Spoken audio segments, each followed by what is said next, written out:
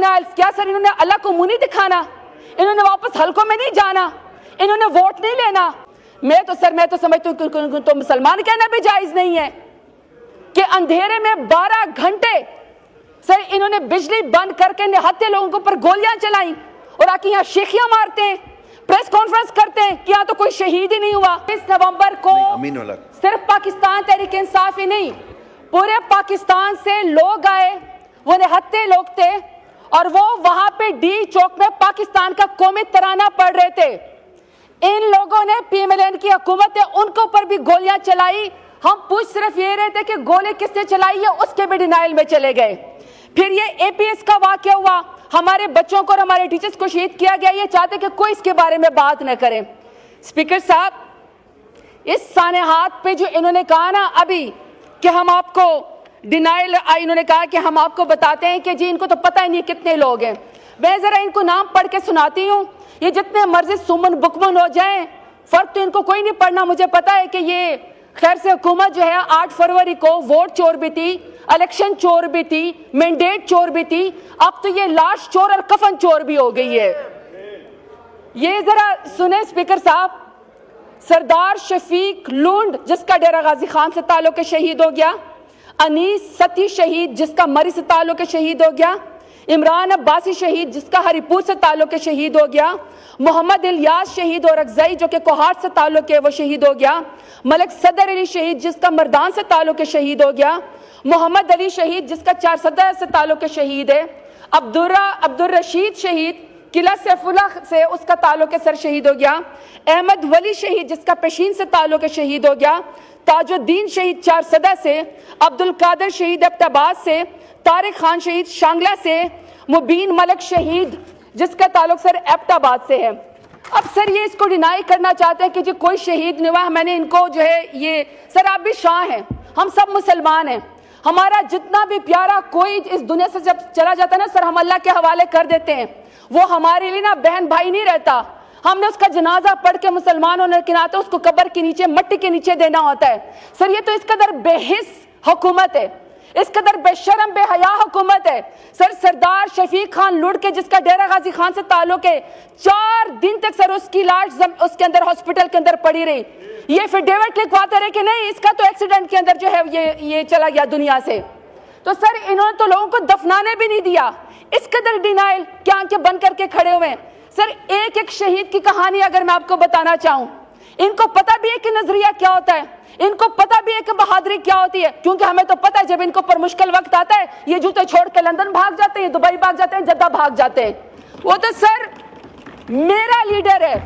वो तो सर मेरा लीडर है, मेरे कारकुनान है, मेरे वर्कर हैं जो सर यहाँ पे जात पात को छोड़ के सर नजरिए की खातिर डी चौक आए थे,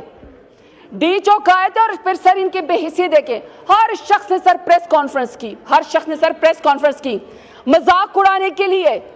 मजाक उड़ाने के लिए शहीदों को भी सर इन्होंने शक किया। मैं तो समझती हूँ तो मुसलमान कहना भी जायज नहीं है कि अंधेरे में 12 घंटे सर इन्होंने बिजली बंद करके निहत्थे लोगों के ऊपर गोलियां चलाई और आके यहाँ शेखियां मारते हैं, प्रेस कॉन्फ्रेंस करते हैं कि यहाँ तो कोई शहीद ही नहीं हुआ। हर वक्त का डिनाइल, क्या सर इन्होंने अल्लाह को मुंह नहीं दिखाना, इन्होंने वापस हलकों में नहीं जाना, इन्होंने वोट नहीं लेना, इन्होंने कार की डिग्गी में बुरका पहन के बूट पॉलिश करके इन्होंने हुकूमत लेनी है। और सर वो कहते हैं ना बड़ी कि मुझसे पूछते हो कि करबला कैसी थी, जो मेरे वतन का हाल है बस ऐसी थी। जब हम सर किसी वाक़े से इनको ताल्लुक देते हैं तो फिर सर इनको मजहब याद आ जाता है, ये फिर फतवे लगाने शुरू कर देते हैं। मैं तो समझती हूँ तो मुसलमान कहना भी जायज नहीं है कि अंधेरे में 12 घंटे सर इन्होंने बिजली बंद करके निहत्थे लोगों के ऊपर गोलियां चलाई और आके यहाँ शेखियां मारते हैं, प्रेस कॉन्फ्रेंस करते हैं क्या। जी तो नाज़रीन काम आपने सुने जी, मोहतरमा ज़रताज गुल जो कि नेशनल असम्बली के सेशन से ख़ताब कर रही थी और अपने ख़ताब के दौरान उनका जो फोकस था वो डी चौक की तरफ रहा। उन्होंने नाज़रीन कराम हुकूमती वज़रा के ऊपर नुक्ताचीनी की और उनको याद दिलाया कि क्या उन्होंने मरना नहीं, क्या उन्होंने अपने हलकों में नहीं जाना, کیا انہوں نے ووٹ نہیں لینے؟ تو یہ ناظرین کرام ان کو شرم دلا رہی تھی کہ آپ کیوں جھوٹ بول رہے ہو، حالانکہ انہوں نے ان 12 افراد کے نام بھی لیے جو افراد طریق انصاف کے بقول سانحہ ڈی چوک میں جو ہے وہ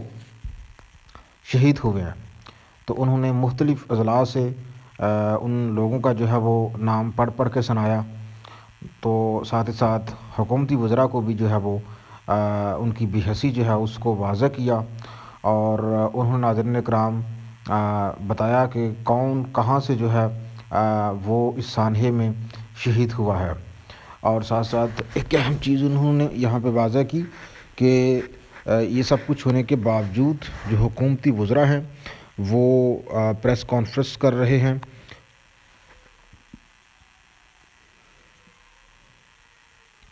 اور صاف انکار کر رہے ہیں اس بات کو لے کے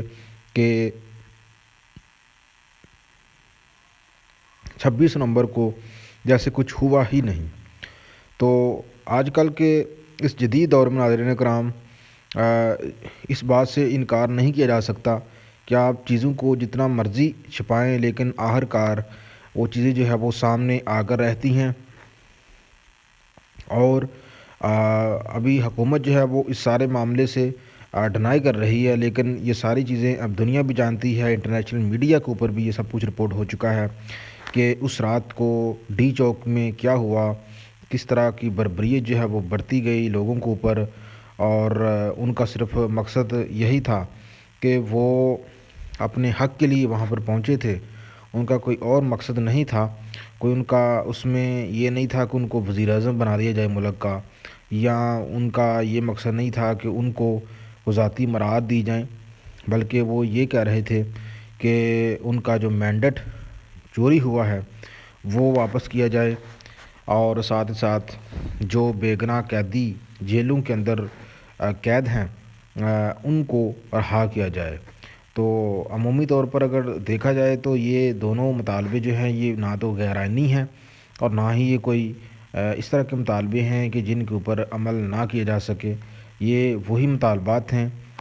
جن کو عمران خان صاحب جو ہے وہ بھی بار بار دہراتے رہے ہیں، اور جب بھی ان سے مذاکرات کی بات ہوتی ہے تو وہ یہ دو مطالبات جو ہے یہ سامنے رکھ دیتے ہیں، تو اسی مطالبات کے اوپر حکومت جو ہے وہ کان دھرنے کے لیے تیار نہیں ہے۔ تو یہ بات زرتار گول نے قومی اسمبلی میں اٹھائی۔